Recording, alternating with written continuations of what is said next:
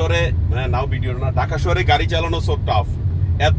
এত traffic problem, এত traffic সমস্যা। বাংলাদেশের সব অটোগুলো এখন মেন রোডে, এদের জন্য গাড়ি চালান জানা সো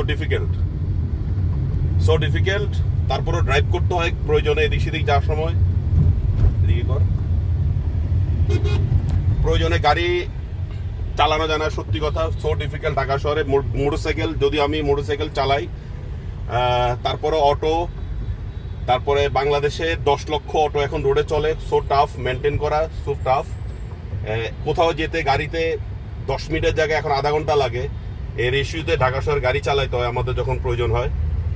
তো সো ডিফিকাল্ট আর কি ঢাকা শহরে গাড়ি চালানো, সো ডিফিকাল্ট।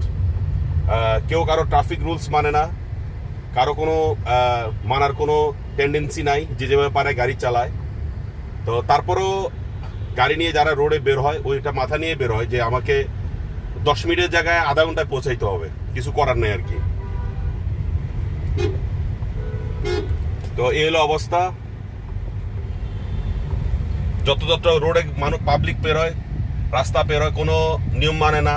যখন মন চায় রাস্তা দিয়ে লাফ দিচ্ছে, যখন মন চায় রাস্তা দাঁড়ায় আছে।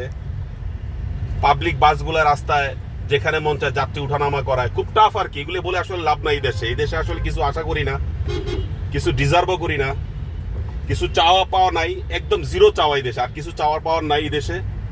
তো এই আর কি, বেস্ট অফ লাক, দেখা যাক কি হয়। প্রজন্ম নেক্সট গভর্নমেন্টের কাছে চাওয়া, নিয়ম কানুনগুলো ঠিক হোক, আমরা বদলাই, সরকার আমাদের ভালো দিক দেখাক, আমরাও ঠিক হয়ে যাই, ট্রাফিক রুলস মানি, আমরাও ভালোভাবে চলি, এটাই প্রত্যাশা। সবাই ভালো থাকবেন, সবাই বেশি বেশি করে ভালো হওয়ার চেষ্টা করবেন, যেহেতু পরবর্তী প্রজন্ম যেন আমাদের দিক দেখাইতে পারে, আমরা যেহেতু কিছু করতে পারি নাই, এ আর কি। তো সবাই ভালো থাকবেন, আসসালামু আলাইকুম।